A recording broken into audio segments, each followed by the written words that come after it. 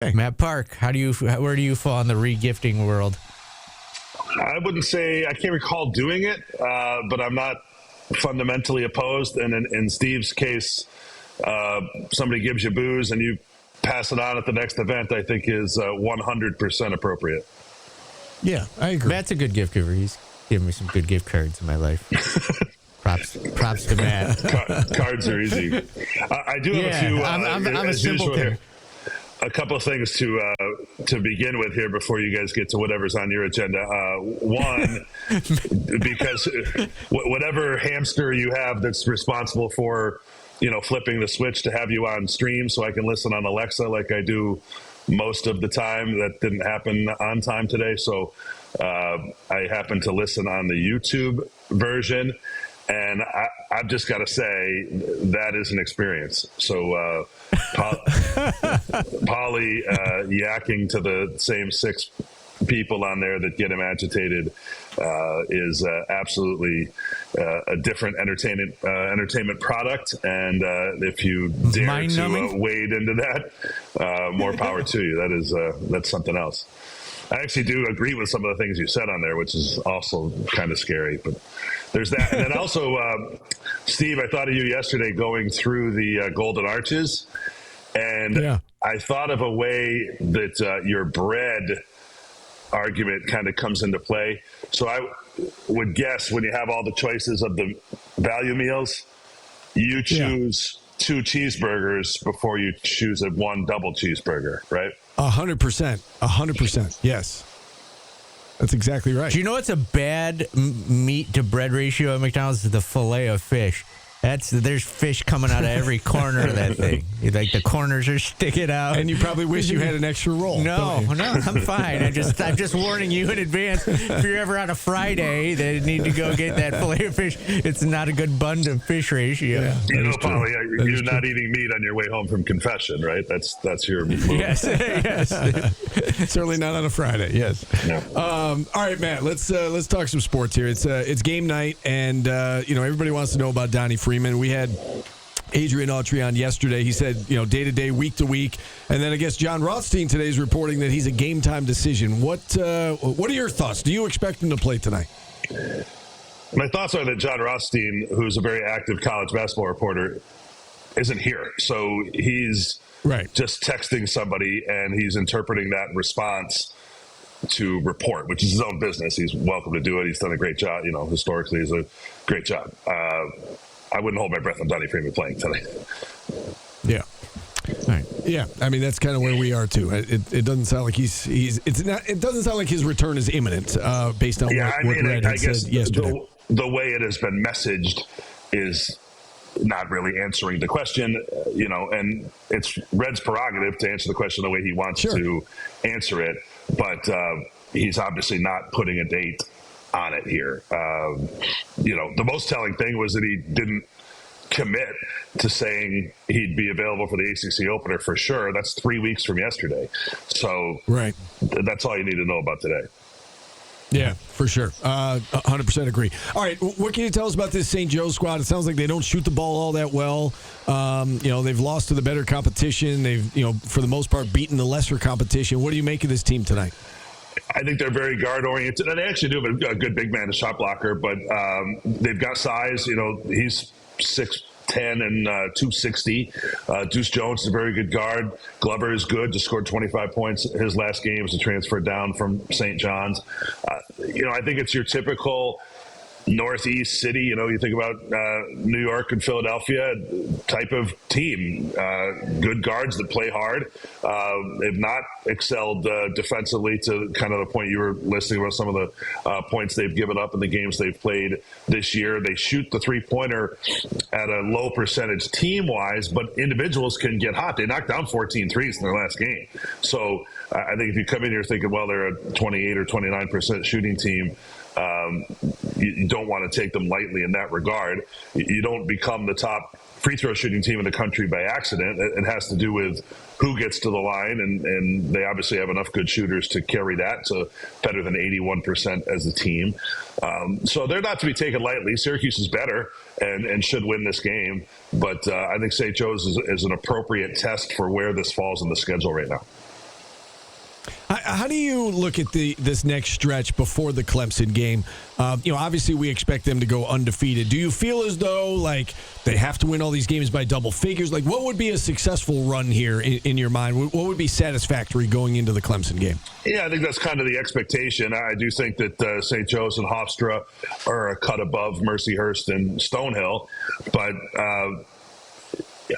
I think that if you were on the coaching staff, you would say win these games by playing the best brand of basketball you can play and with no let up.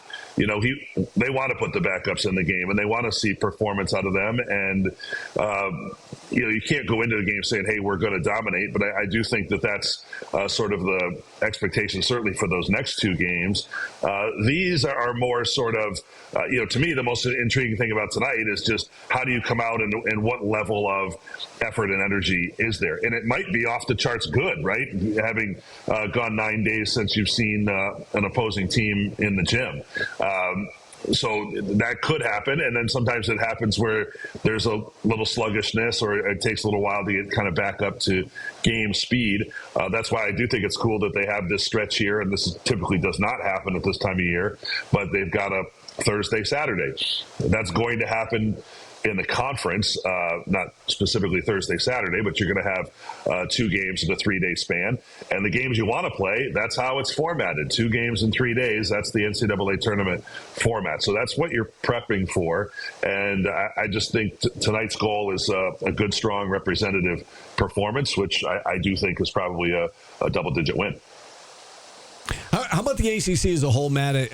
I'm sure you've had a chance, especially during this week-long stretch, to watch some ACC basketball. Who has stood out to you? I mean, there's those 4 teams at the top, right? They've kind of, we think, have separated themselves, Duke and Carolina and Virginia and Louisville. Who in that next group has impressed you the most? I don't know. I think it's too early to say that. I'm more top of mind for me is the missed opportunities because they've been right there. What if Wake Forest had beaten Michigan and probably should have several weeks ago? Clemson should have beaten BYU probably. You're up 22 in the second half, and they just didn't have enough. BYU, to its credit, had a great end game, last second shot to win. And there's been a number of those, because you're going to cut out BC and Georgia Tech and maybe Pitt's down there, a couple others are down there. NC State is a team that's going to be better, I think, over the course of the season than they've shown here at the start. So it will all evolve. And where is Syracuse's place in that? And I think the goal is to be right there in that maybe second tier that's drafting behind the teams that we know are really good. Yeah, in terms of those missed opportunities, Florida guy in our chat brings up Syracuse and Houston. That's another great example, right? That the conference had a great chance to notch some. To your point, to notch a couple of marquee wins and just missed out on a couple of those, Paulie. I want to have a little fun with you here, Matt. It's from what I'm looking at right now. It's the top free throw shooting team in the country versus the worst free throw shooting team in the country tonight. If you're in the last 10 seconds of a Syracuse game, who do you have on the floor as your 5 because someone's going to get fouled? Which is interesting because that can be different than who are your top 5 foul shooters because they still can play the game, because I think we've been going through those wheels of, okay, well, is Luke Fennell a good enough shooter that you would put him in here? Well, if he hasn't played in the first 39 minutes, what does he do for you? I think really the answer to the question that we're really getting at is how big can Tyler Betsy be down the stretch? Because I think he's your biggest guy that can shoot it, absent Donnie Freeman. When Freeman's in there, I think a lot of these free throw shooting things, they go away a little bit because he might take the minutes that William Kyle is getting right now on the offensive end in crunch time. But, it really comes down to, do you take J.J. Starling out of the game? If you put Tyler Betsy in because he's presumed to be a better foul shooter, or I suppose for that matter, you can think about Luke Fennell in that category. You can think about Bryce Zephyr in that category. How much of a drop-off is there from the person they're replacing? But I think you're going to be fine over the long haul at the line with your lineup of George and Kings and certainly Freeman. working through that. I would like to think that Betsy is out there in that scenario. If you have to pull Kyle, then Betsy's going to have to dig out a rebound once or twice in that scenario potentially. I got one more question for you, Matt. Nothing to do with Syracuse. Jeff Kent made the Hall of Fame. Dale Murphy, Don Mattingly did not. Is Jeff Kent getting in a good thing? And are Dale Murphy and Don Mattingly Hall of Famers in your eyes? It's funny. I'm not that much of a dork, but I did have it in my mind. I was almost going to go back and look at Jeff Kent's career bio this week, and maybe it'll come up with Coach Saddlein in kind of our silly segment on the pregame. Just top of mind, Jeff Kent's not a Hall of Famer, and I'm the biggest. My guy was Don Mattingly right from the jump. Huge Yankee fan and Mattingly fan in particular. He just didn't do enough. If it had gone another year or two without injury, and Dale Murphy, great player, they're just not enough. They're in the Hall of Very Good. Yeah, that's what I said yesterday. I don't understand why. I guess it has probably to do with a steroid thing. We're still not putting them in. I guess we're considering them now. We're going to consider Pete Rose. If we're not putting all of them in, why are we rushing to let in the Hall of Very Good?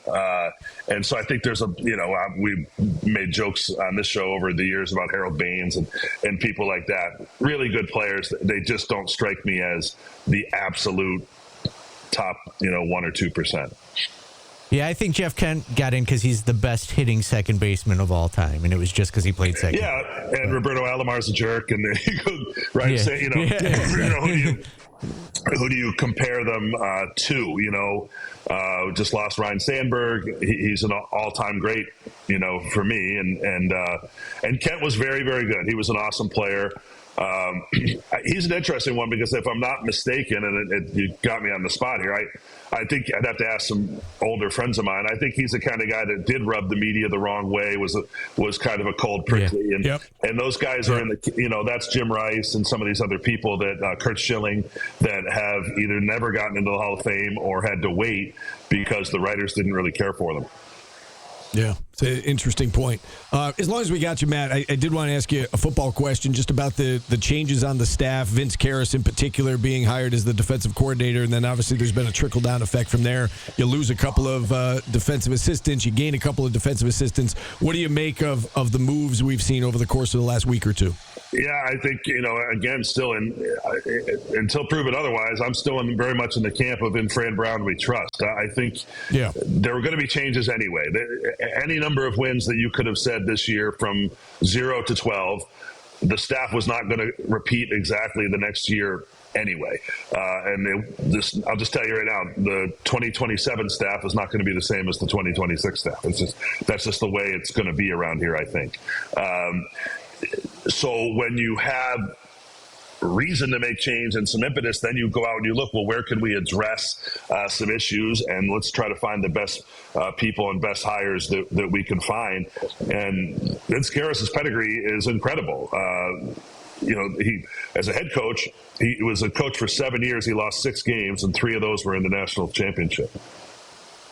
Okay, it's pretty good. He won 2 titles, lost 3 championship games. That's the head coach. His father won 11 championships. So I'd like to know what of that sort of Mount Union world gets translated and passed on in the places he's been in terms of, defensive approach and what his plans are here and why he settled on here. But I think there's a lot to like about what he brings to the table and a new set of eyes, a younger guy in a way. I mean, he's 49, a little bit older than the head coach, but he's more in the prime of his career than the end. And I think there's a lot to like about what he brings to the table. So we're excited to hear what he has in mind and what he thinks he has here on the team already. All right, Matt, great stuff as always. Thanks for finding time for us on a game day. 9 o'clock tip tonight inside the Dome. Have a great call. We appreciate it. We'll talk to you again next week. Okay, sounds good. Thanks, guys. All right, voice of the Orange, Matt Park. With that, we'll hit our final timeout. We will wrap things up next on ESPN Radio.